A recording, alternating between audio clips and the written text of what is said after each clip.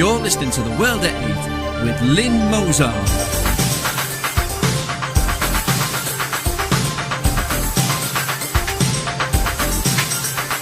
The World at 8, the number one in nationalist news. Highlights of the news today, Monday, 23rd of June, 2014. Radical Anjem Choudhury, I'd like to leave the UK for Syria or Iraq. Arrest entire hamlets over car boot full of voting forms.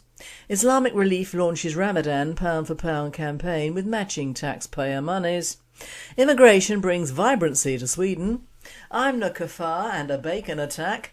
Why Icelanders are wary of elves living beneath the rocks. Hundreds of Egyptian women kidnapped and forced to convert to Islam. Iraq, Christians threatened with beheadings by ISIS terrorists. Thought for the day, a new sort of Islamic gap year. And finally, 2 for 1 day Monday.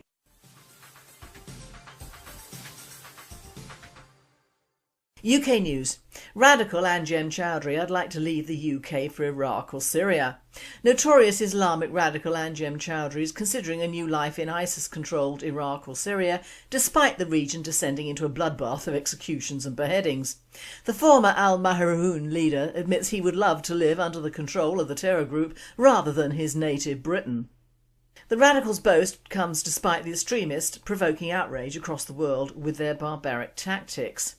Last week the Sunni militants boast of executing 1,700 Iraqi soldiers, even posting photos on Twitter as evidence in a bid to further bolster their reputation for shocking violence. In one image, men in civilian clothes lie face down in a ditch with their arms behind their heads, while a second photo shows bodies covered in blood with several gunshot wounds. Choudhury told the Daily Star he would consider a move to the Middle East if the Islamic State can be fully established. Asked if he would like to live there, the 47-year-old said, "Yeah, definitely. At the current time it is a volatile situation, there is a war taking place. If anyone wants to go there now, they would have to be involved in that struggle. But if it settles down and they maintain the security for the people, provide them with their basic needs, protect their life, their health and their wealth, then of course it is somewhere I would love to live with my family and children." Asked if Britain was about to lose him, the cleric joked, "Maybe I will come back and conquer Britain one day. I would live anywhere where they implement only the Sharia." World at 8. It isn't a joke, is it? We really should accommodate him and send him and his out to Syria, to the government-held areas. Poetic justice, and it would be cheaper than deporting the passel of them.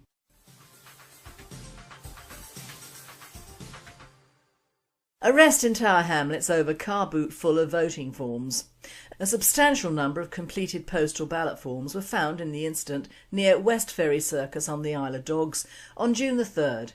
A Scotland Yard spokesman confirmed. The driver, a man aged 24, was arrested on suspicion of postal vote fraud. World at 8. Suspected postal vote fraud. This guy has got to be an ethnic. If white, he would have been arrested on the spot and charged.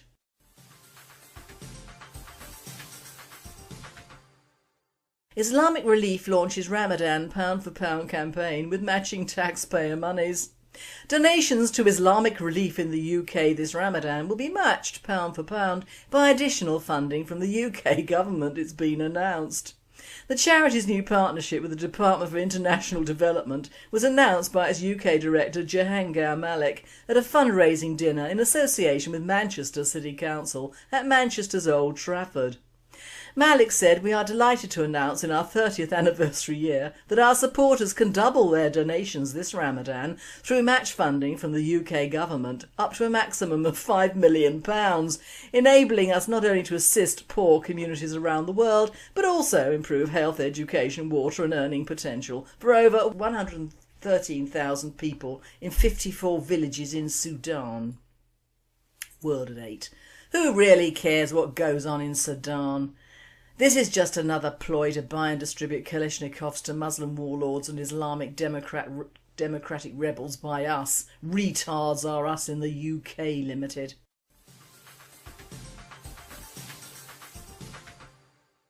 European news. Immigration brings vibrancy to Sweden. Swedish health authorities discover every girl in one class had undergone genital mutilation. We can learn so much from other cultures which have different values than ours. 60 cases have been found since March at a school in Norrköping. The Norrköpings Tidningar reported, according to several media translations, including one by Britain's The Independent. Of the 60, nearly half the girls had undergone the most extreme form of female circumcision, in which the clitoris and the labia are cut off and the vagina is sewn up to leave just a small opening. A common practice is for immigrant parents to take their young girls to their home country, where the ritual is performed. Most often it is done with razor blade or knife and without anaesthesia. World date. Very nasty, but not our business. Or if it is, send them home permanently to stop this practice spreading in Europe.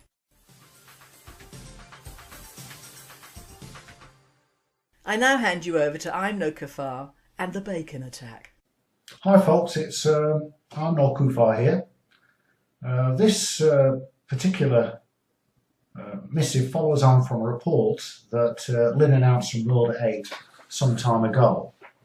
It's all about a bacon attack on a mosque. A man who stuck bacon to the handles of an Edinburgh mosque has been jailed for 10 months. Wayne Stillwell, 25, also threw rashers of bacon into the place of worship, but was later caught when he was identified on CCTV. How rasher of him, and he gets 10 months in clink. It's disgusting. The Imam is pleased. The establishment of law and order are in raptures. They are masturbating over this. They have proved just how multicultural they are. The back blow from this will be another exacerbation of the low-level hatred against Muslims and a complete disgust of the forces of law and order. They will of course be unaware of this, as they are completely stupid or simply do not care. It is enough for them to have proved their multicultural credentials by kissing the backsides of the Muslims. The more the establishment tries to show just how craven they are, the more low-level hatred they generate in the general population. On any level, 10 months in jail for a stupid prank is completely over the top and gives even more confidence to the already confident Muslims. The guy who did this should not have apologised, but should have kept quiet. But if he had, he would have had an even longer sentence. However, he did apologise and should be incredulous as to the length of time he will spend in jail. He has lost his job, been separated from his friends and family, and will not be able to find work easily due to his criminal record. This is true multicultural justice, has the aim of completely disarming any form of protest against the creed of the Muslims. The report in the paper went on to explain, in a separate story we told in June, we explained how a planned visit to the mosque by the pupils from Newton Grange Primary had to be cancelled. So at least the perpetrator of this horrible, terroristic, dastardly crime against humanity and defamation of the Muslim cult did some good after all. I had to look up the word craven, even though I had a notion of what it meant. It means lacking the least bit of courage, contemptible, faint-hearted, vanquished, and defeated. Thank you, I'm No Kafar, for that slant on an explosive subject. Well, for Islam, that is.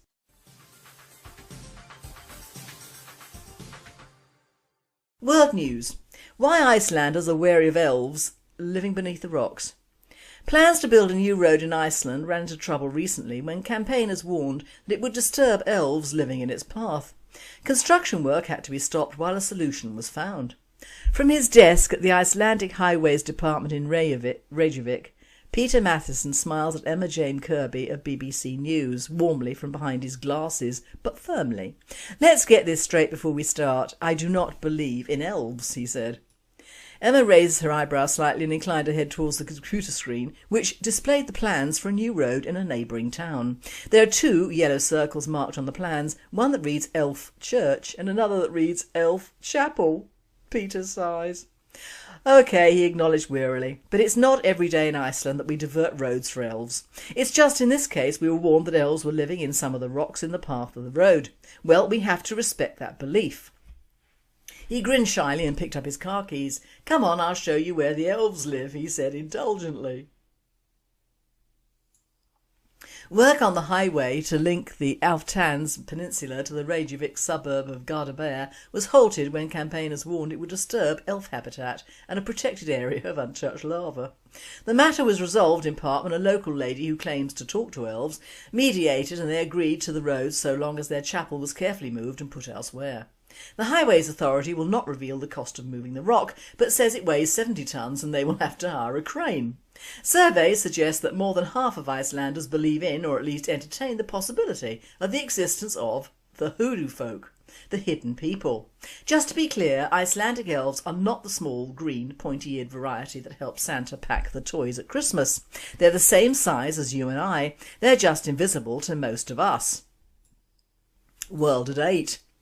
Laugh though we may, a belief is a belief, whether it be some moron yelling from a prayer tower to a bunch of fairies. Only the fairies and elves are indigenous in Western folklore. The yelling moron is not.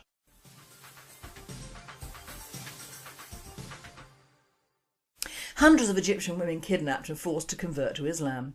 15-year-old Amira Hafaz Wahim slipped out of the Christian church in Luxor, Egypt, where she had attended services with her mother in February, promising to dash to a nearby store and return quickly.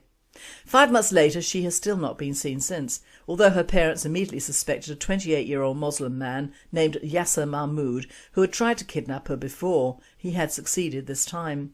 When her father went to the Civil Status Authority for a copy of her birth certificate, his fears were confirmed. Her name had been changed and she was now listed as a Muslim.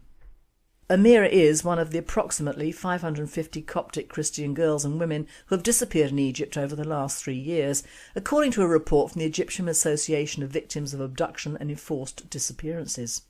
Ebnar Louis, the Cairo activist who founded the association in 2010, said police are typically indifferent to reports of missing girls.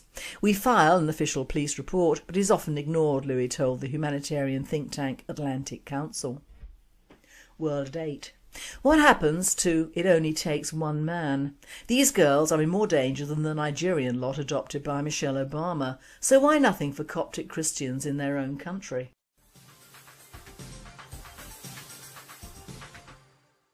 Iraq, Christians threatened with beheadings by ISIS terrorists.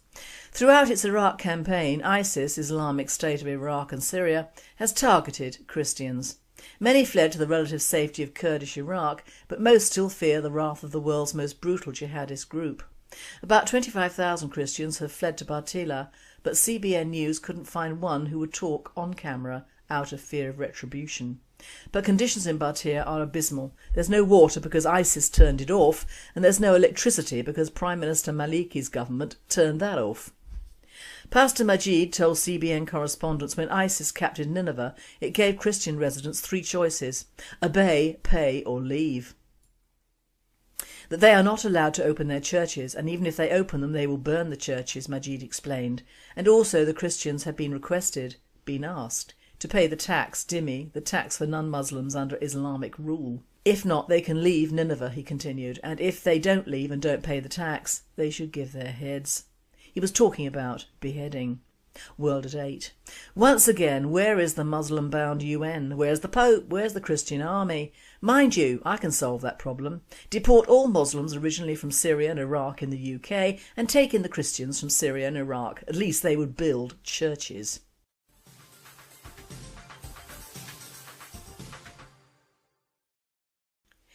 Thought for the day. A new sort of gap year. Well, as we nationalists have been griping on about for some considerable time, that arena has come up when all the world, would-be ethnic mixers and bring-in lovies, will have to face up to the fact that, per capita and landmass, we have allowed a singular alien religion into this island on a regular, unchecked basis for the last 50 years. And it is us, the people, who will pay for it. What sort of idiot actually thought that going on the history of Islam in previous centuries, that their methodology would change because of a few handouts? Nearly 40 years ago in Hong Kong, An Indian Hindu told me the first racist sentence I had ever heard, and it was, "Wherever you get Muslims, you get trouble." Now I knew he was right years ago, but apparently it has not yet reached the mindset of the masses. Now I'm not calling these masses sheeples in my thoughts, as that conjures up lovely pictures of woolly sheep with pretty human faces, so I'm renaming them the blurbs. It is the blurbs who have voted in countless idiotic governments, and it has been the Queen who has had to sanction them to keep her reputation and her lolly, thanks to an ever increasingly militant media and blurb population. Now the blurb is blue, as he is in effect multiracial and not proud of being white, if indeed he or she still is. So we have a large blue blurb society who all think that the right thing has been done in helping our aliens to do what is in fact help themselves, only helping themselves applies to helping themselves to a large dose of England, and thank you. Expecting an increasingly large Muslim population to not spread like oil from a damaged tanker is like actually believing the three great lies. The cheque is in the post, I love you, and the third I'm sure you all know. Just how stupid or pig-headed, I love it, can a nation be? Of course, one particular idiot is of course being blown up, oh I love it, by our press as a star pupil bound for medical school, oh God, the horror and devastation of his family and community, who all apparently had no idea what Mutana had in mind. Now, grow up blurbs, both media and general. There is no way in a Muslim family that no one knows what's going on. A Muslim family is like a Jewish family in many ways. You can't pee without someone knowing about it. Add to that the dominance of the Muslim male members over the female, and the die is cast. So now the blurb media and the families will blame some Islamic fundamentalist on the World Wide Web or an ethereal imam somewhere for corrupting their wonderful peace-loving children.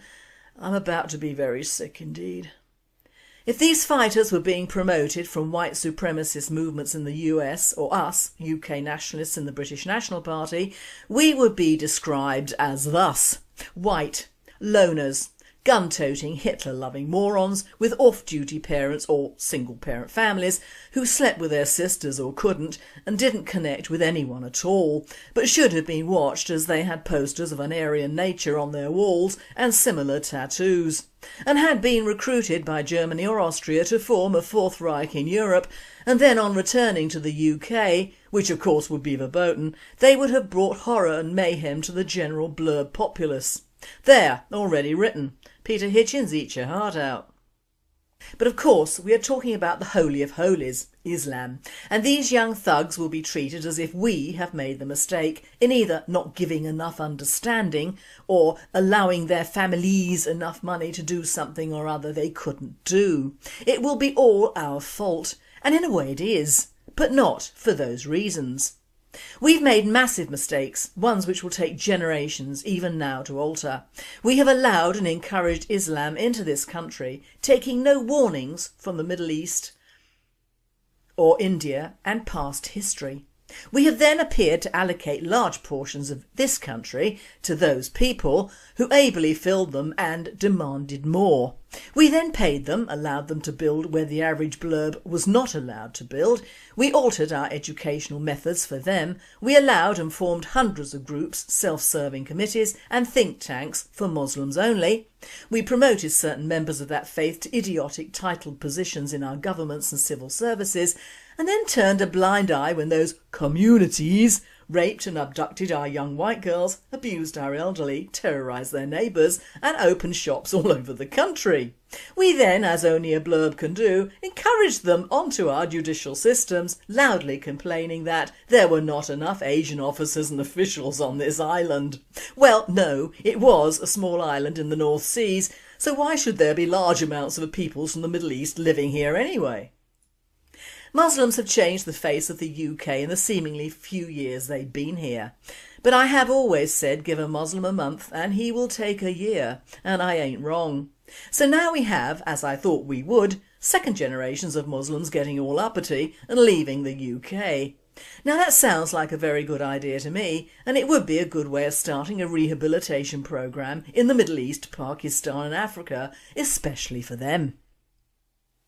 Once a member of the family has left for jihad, his entire family should be deported from whence they came and said jihadi can join them.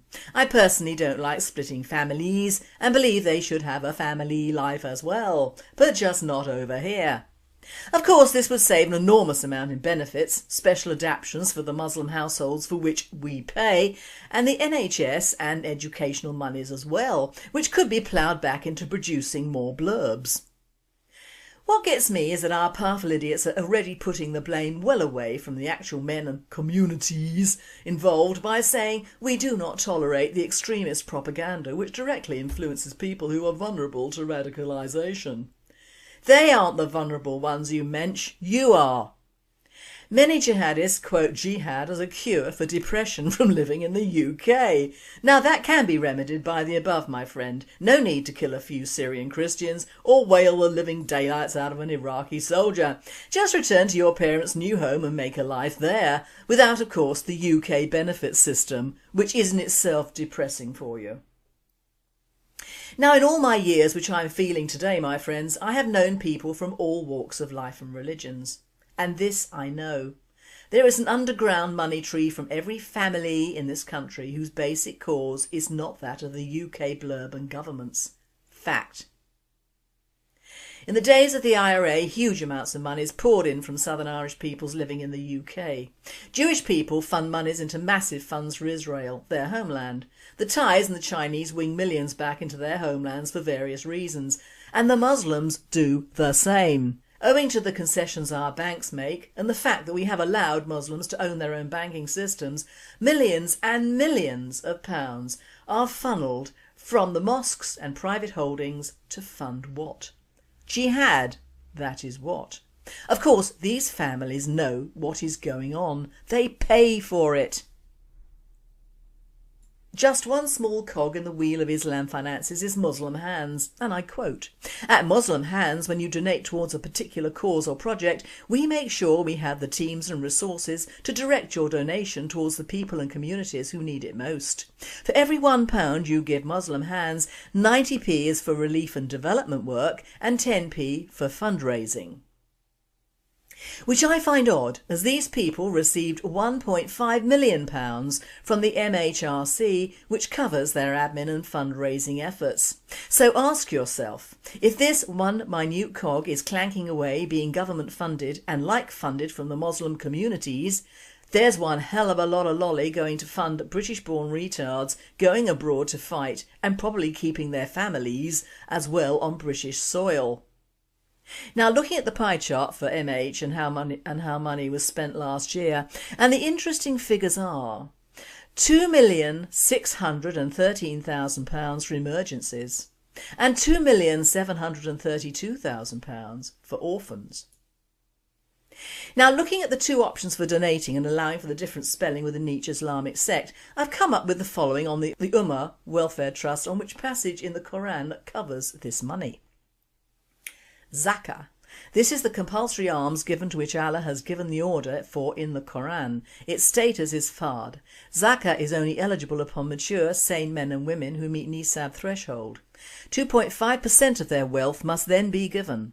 Zakah must only be given to the specific 8 categories mentioned in the Quran. If it is not given to any of them, then it will be void and necessary to repay. Lila, this is Sadaqah Nafila, but is a type that does not have the condition of having to be passed into the possession of a person, as it can be given to institutes, example, masajid, hospitals, schools, orphanages, etc. Sadaqah for the expiation of sins. This type of Sadaqah is also Lila. One at the time of donating should ask Allah to forgive one's shortcomings. This can be understood from the verse, indeed, good deeds take away bad deeds. Now in my readings, these donations can be used for jihad, as jihad is undertaken in the name of Allah, so I would bet a large majority of orphans and emergencies have emerged in Libya, Egypt, the West Bank, Iraq, Syria and Saudi.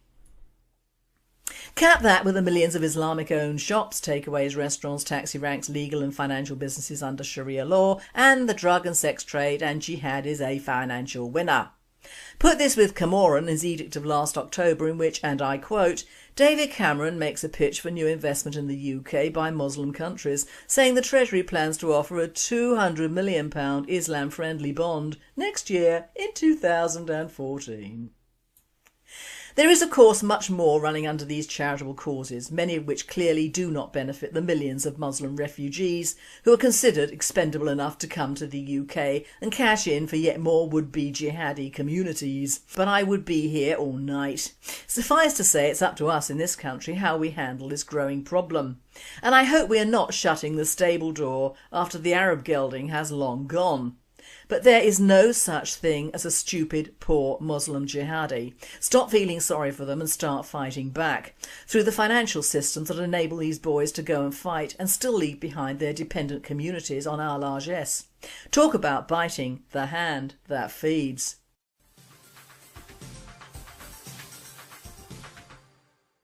And finally, 2 for 1 Day Monday. On their wedding night, the young bride approached her new husband and asked for $20 for their first lovemaking encounter. In his highly aroused state, her husband readily agreed.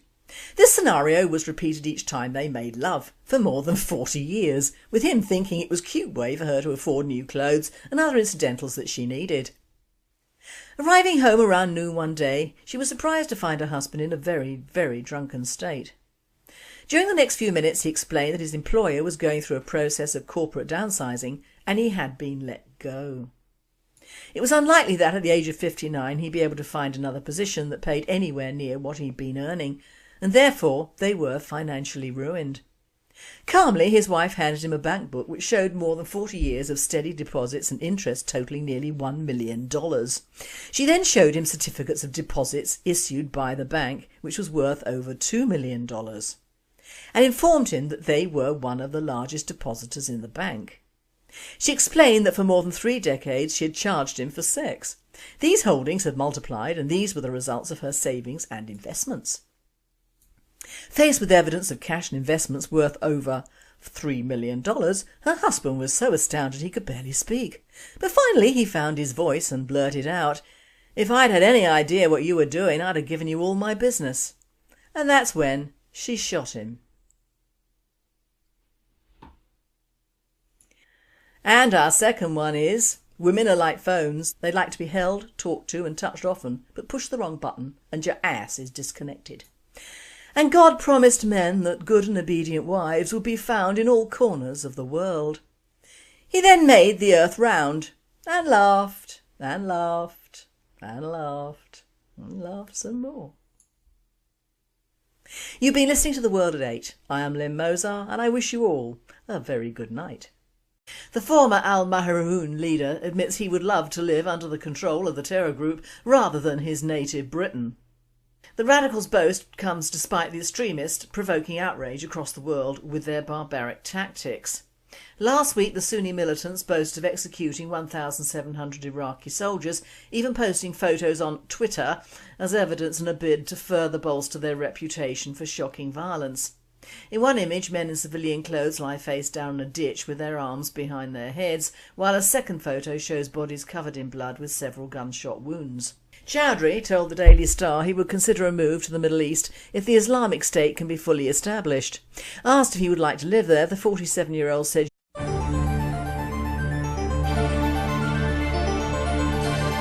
You're listening to The World at 8 with Lynn Mozar.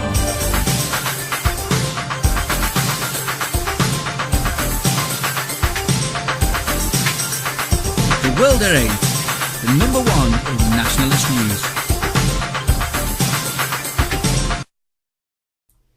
Highlights of the news today, Monday 23rd of June 2014. Radical Anjem Chowdhury, I'd like to leave the UK for Syria or Iraq. Arrest entire hamlets over car boot full of voting forms. Islamic Relief launches Ramadan pound for pound campaign with matching taxpayer monies. Yeah, definitely. At the current time it is a volatile situation. There is a war taking place. If anyone wants to go there now, they would have to be involved in that struggle.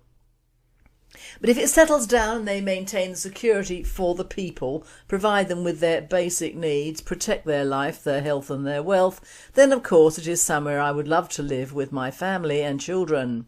Asked if Britain was about to lose him, the cleric joked, "Maybe I will come back and conquer Britain one day. I would live anywhere where they implement only the Sharia." Well, to date, it isn't a joke, is it? We really should accommodate him and send him and his out to Syria, to the government-held areas. Migration brings vibrancy to Sweden. I'm no kuffar and a bacon attack. Why Icelanders are wary of elves living beneath the rocks. Hundreds of Egyptian women kidnapped and forced to convert to Islam. Iraq, Christians threatened with beheadings by ISIS terrorists. Thought for the day, a new sort of Islamic gap year. And finally, 2 for 1 day Monday.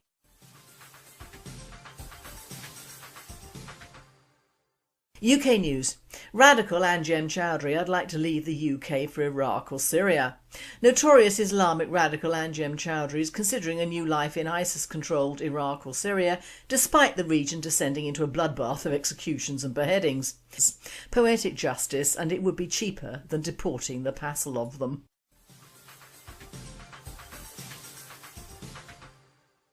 Arrest in Tower Hamlets over car boot full of voting forms. A substantial number of completed postal ballot forms were found in the incident near West Ferry Circus on the Isle of Dogs on June the 3rd. A Scotland Yard spokesman confirmed. The driver, a man aged 24, was arrested on suspicion of postal vote fraud. World at 8. Suspected postal vote fraud. This guy has got to be an ethnic. If white, he would have been arrested on the spot and charged.